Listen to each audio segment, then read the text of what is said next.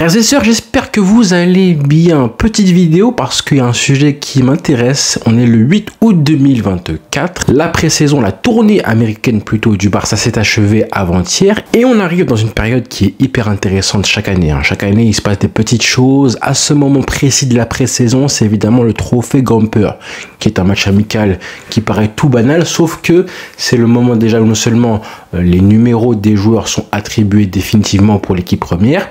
Et surtout, officieusement, c'est là où justement l'entraîneur du Barça et le directeur sportif, le club en général, décident vraiment quels seront les joueurs sur lesquels ils vont compter pour la saison du Barça, pour la Liga qui commence du coup la semaine prochaine. Donc c'est hyper important. On se rappelle évidemment de ce qui s'est passé en 2020.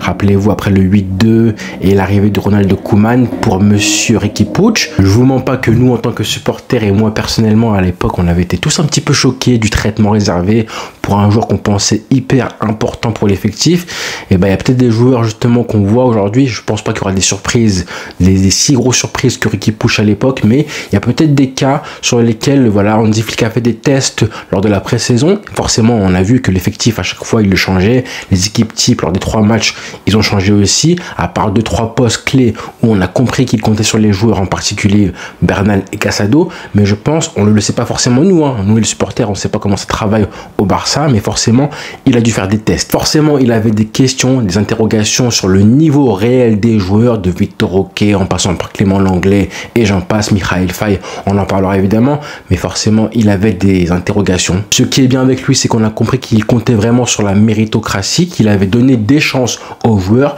qu'il avait mis tous les joueurs de l'effectif du Barça vraiment sur un pied d'égalité, aucun favoritisme. C'est peut-être l'avantage d'avoir un coach justement allemand qui n'a rien à voir avec la Masia.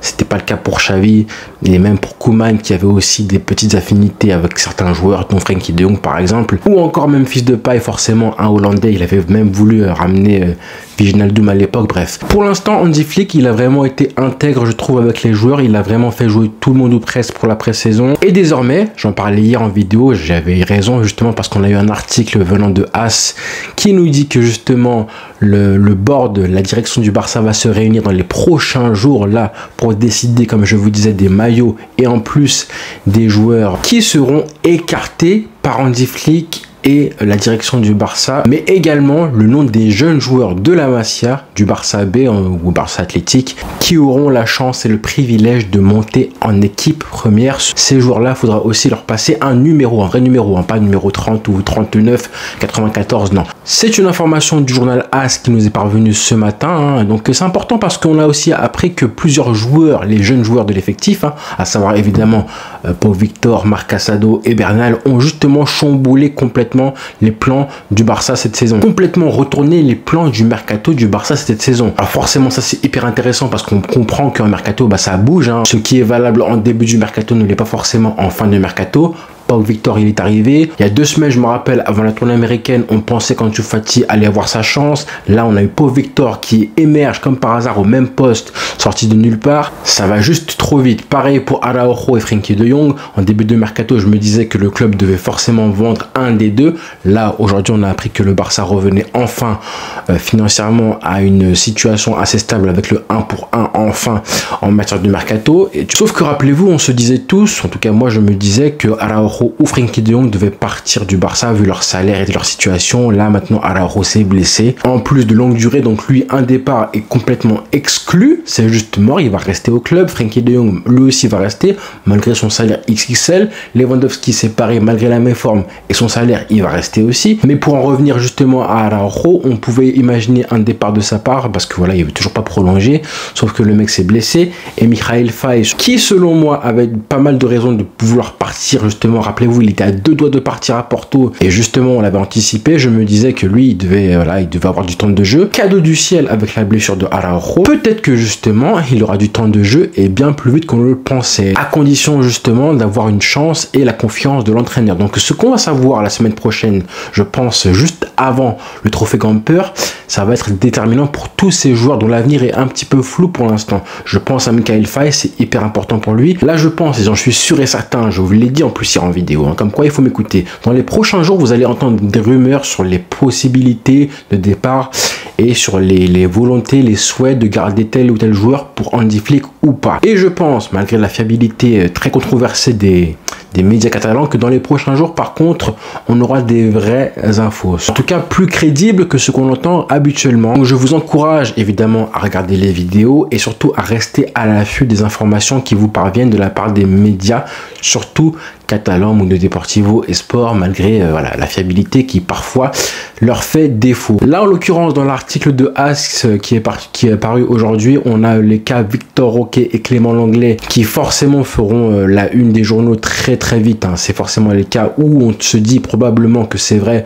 que Flick ne compte pas sur eux malgré le fait qu'ils ont joué, qu'ils ont eu leur chance, et c'est justement parce que ils ont eu leur chance que ça s'est aussi pas forcément bien passé lors des matchs amicaux, que tu peux croire sans trop prendre de risques qu'Hansi Flick ne veut pas d'eux. Alors Victor Roque, s'il quitte le Barça, on verra évidemment le prix, hein, et ce sera juste le prix qui va déterminer si c'est une bonne affaire ou pas, parce que rappelez-vous, parce que même si on aurait aimé qu'il reste un peu plus pour vraiment le tester, on a vu lors des matchs amicaux qu'il n'a pas forcément le niveau requis pour le Barça, c'est vrai. Ça fait quand même 2 entraîneurs, hein, Hansi Flick et Xavi, qui ne comptent pas forcément sur lui. Si on respecte notre devise, à savoir on laisse travailler Hansi Flick, ben on est obligé d'accepter la sentence. Et Clément Lenglet, même si on l'aime bien, en tout cas moi je l'aime beaucoup, en tout cas humainement, j'ai envie de croire qu'il n'y a pas forcément que le sportif qui est en jeu, il y a aussi le salaire. Le salaire, on sait que voilà ce qui s'est passé en 2020 avec Bartomeu. On traîne encore ce boulet-là, Clément Lenglet, Frenkie de Jong, Ter Stegen aussi qui a un salaire reporté. En vrai de vrai, pour conclure un petit peu la vidéo qui sera finalement assez brève,